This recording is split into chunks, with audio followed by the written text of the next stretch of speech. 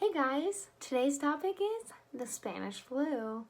And I'm Schneider and I'm with Generation Connection. I'm the VP and also the Chief Historical Officer. And buckle on up, we're gonna get some facts straight. So, first one, we're gonna acknowledge that the Spanish flu, by its lowest estimates, killed 21 million people, but by the highest estimates, killed 50 to 100 million people. So, we're just going to acknowledge how crazy that had an impact on society, also during a massive world war. World War I changed how the world functioned, and also there was a huge pandemic that went on, and that doesn't just affect people, it affects how the economy works, it affects how governments function, it affects how people think. So, Corona, our current pandemic, is affecting how society's functioning. So when you think about how the Spanish flu went around, it entirely flipped the world on its head. And it happened in an incredibly short time. The flu season, it happens in the fall. This pandemic also happened in that short period of time. The millions of people that happened to die during the Spanish flu epidemic, they happened in about a 16-week period from that September and then all the way over to mid-December. So the millions of people that died happened all in one season.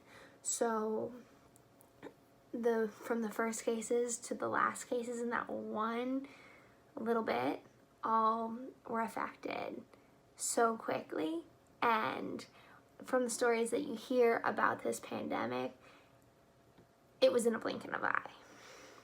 So the most prevalent theory of how the Spanish flu started is that it actually started in the United States. That it started in Haskell, Kansas, which is way out west, and a very small town. There is a army fort out there, or at least there was, and some soldiers were out doing their job, and then a bunch of them fell ill, and then they got better, some of them didn't, and then they were sent on orders because we were in the middle of World War I, and then they spread the disease from army base to army base, and then they were sent out to Europe because that's where most of the fighting for World War I was, and they spread the flu from the United States to Europe, and it caught from wildfire.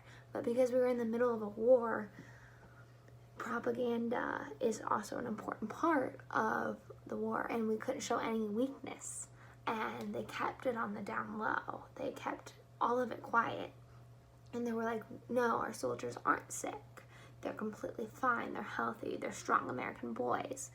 And the reason it's known as the Spanish flu is because Spain was not participating in the war.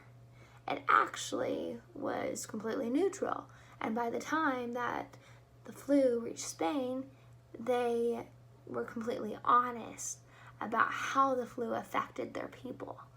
And they reported their numbers of deaths and sickness completely honestly. So they looked like they were affected so much worse than all the other countries who were fighting in the war, because they behaved exactly how America was. Where they were like, no, we're fine, just a couple of people are sick. And hence the name the Spanish flu. Thankfully, now we know that the Spanish flu is the disease we now know as H1N1, the flu that passed around in like 2009 as the swine flu. And we know that it's passed from pigs to humans. And because we didn't have the technology or the medical capacity to treat it in 1918, it killed so many people, but we were able to study medicine where we can now have vaccines. The Spanish flu epidemic brought about many advances in public health that we still use today. Like in 1918, they sewed masks to try to prevent the spread of the virus that they really didn't know what caused it, and they started spreading out beds at boarding schools and military bases so people wouldn't catch it from each other whenever they were coughing, and they tried to get people to wash their hands.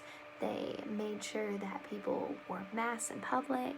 They put cities on lockdown even whenever cases got so high that many people were dying, and they shut down schools, just like you see in a lot of places today. They made the same measures as we are doing with Corona now. It's really interesting that public health then and now is very similar, when we know exactly what's causing Corona and they didn't. They couldn't see it with their microscopes quite yet. I felt as if the Spanish flu was an important topic to discuss because it was a really influential and world-changing event. In 16 weeks, it completely changed everyone in the world's life. And it's always important to look at times in the past that we can take all types of lessons from, and it's incredibly prevalent right now during the Corona pandemic. Thank you for listening. This was Caitlin with Generation Connection. Make sure to tune in for our next digital project. Bye.